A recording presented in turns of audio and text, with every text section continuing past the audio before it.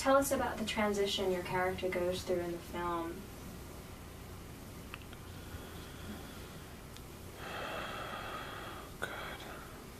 Ask me your next question. I'll go think about that. Tell us about the relationship you have with the boy.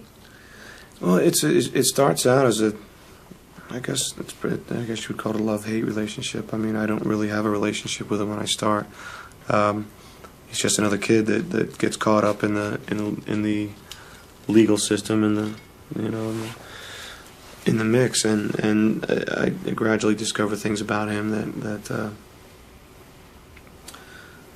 lead me to further discoveries about who he is and what the special abilities are that he has. I would, more than anything, I guess I'd categorize the film as a kind of a weird love story about how about a very lonely guy, a man who doesn't have any friends, who has been undercover for almost 3 years, who doesn't really have a life in the modern world, who's alienated from his friends. And this probably answers, your question about the changes he goes through. That's where we first find him. He has lost his faith. He's lost his faith in the FBI, and really doesn't have much to hold on to. And then he finds this thing that he has to do. He has to help this young boy, this little 9-year-old boy. How is this character different in this film from, let's say, your character in The Jackal or in previous films that you've done?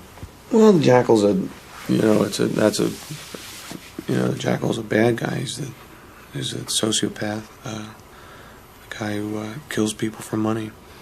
In Mercury Rising, I play an FBI guy who's kind of being run out of the FBI.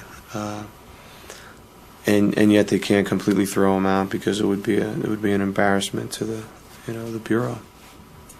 And in this film, the action seems more oriented on protecting Simon in the film, whereas in your other films, the action is people or you protecting people like from you or from entities other than actual human beings. That's a good point. I mean, I don't even think it's an action picture. I think it's a psychological drama about two people who start out in a film over here and eventually come together and just take little tiny steps toward each other, towards becoming human beings again. Or at least my character becomes a human being again because of his experiences with this kid Simon. What would be the one thing that you'd say you've taken away from this film? I think it really taught me about listening.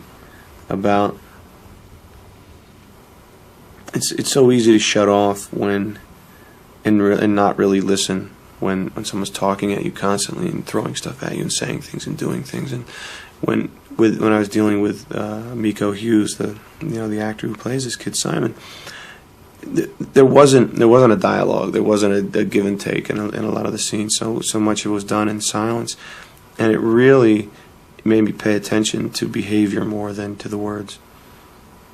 And as far as doing the action in the film, was there anything like really strenuous or anything? Yeah, well, I'm getting old.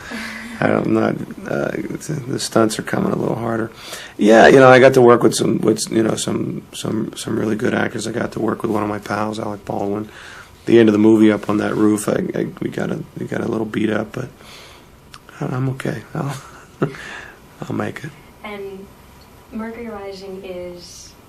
What? Mercury Rising is a code name for a high-level government code that is cracked by this little kid, by this little autistic boy. That's it. Okay. Thank you. Thank you. Thanks, you guys.